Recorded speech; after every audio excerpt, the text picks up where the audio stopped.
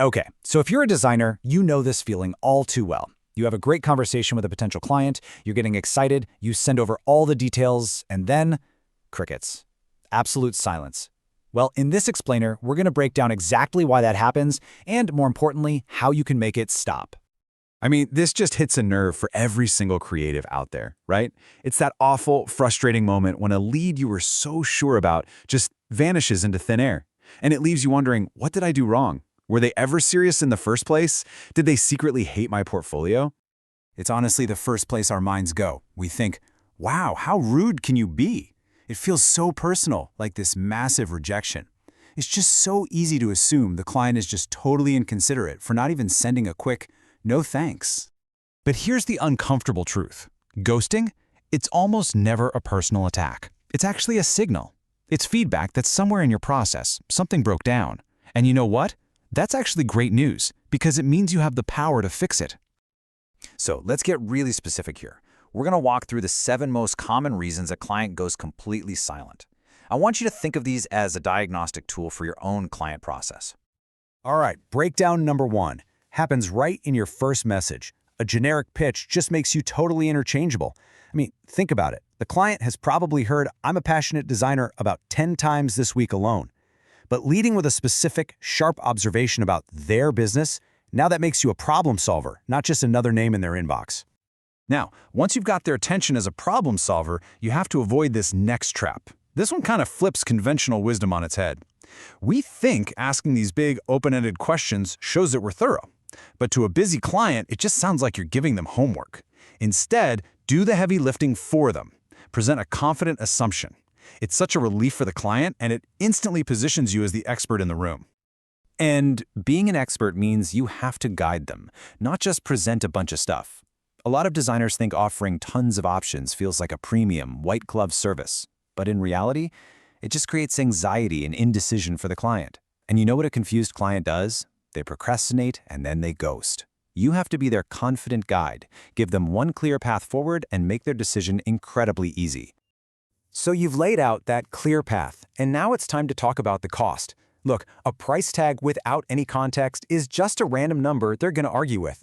If a client ghosts you right after you send the proposal, it's often because they just don't get the logic behind the price. So don't just state the cost, you've got to justify it by connecting it directly to the value you're providing, how it solves their problem, how it supports their goals, and how it impacts their bottom line.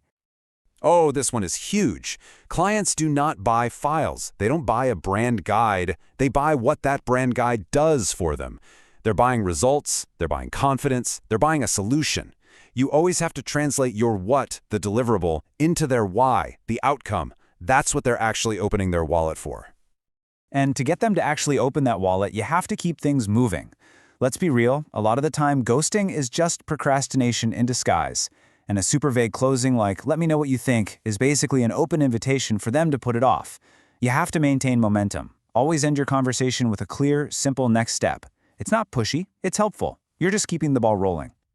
And that brings us to our final point. And honestly, this can be the toughest one to confront. It's all about the energy you bring to the conversation. If you seem desperate or insecure, you're just going to make the client nervous about investing in you. These behaviors are basically giant red flags for a client. Constantly apologizing for things, fumbling with your price, getting defensive when they ask about your process, all of it just screams a lack of confidence. And let's be honest, if you don't seem confident in your own value, why on earth should they be? The fix for this is all about an internal shift in your mindset. You are not a student asking for a good grade or an applicant begging for a job. You are an expert consultant, and you're offering a valuable solution to a business problem. When you approach the conversation with that calm, confident energy, believe me, the entire dynamic changes. So, let's tie all of this together with one final, powerful reframe. I want you to stop seeing ghosting as a personal rejection and start seeing it as data. It's silent, sure, but it is incredibly valuable feedback on your process. So from now on, when a client disappears, ask yourself, which one of these 4 things broke down? Did I fail to create clarity? Did I fail to inspire confidence? Did I fail to build trust? Or did I just let the momentum die? Use this as your personal diagnostic checklist. And that right there is the crucial takeaway from all of this. Stop treating ghosting like this deep, emotional wound and start treating it like a behavioral puzzle. It's not about you being unworthy, it's about your process having a bug in it. And you know what the best part about bugs is? You can find them and you can fix them.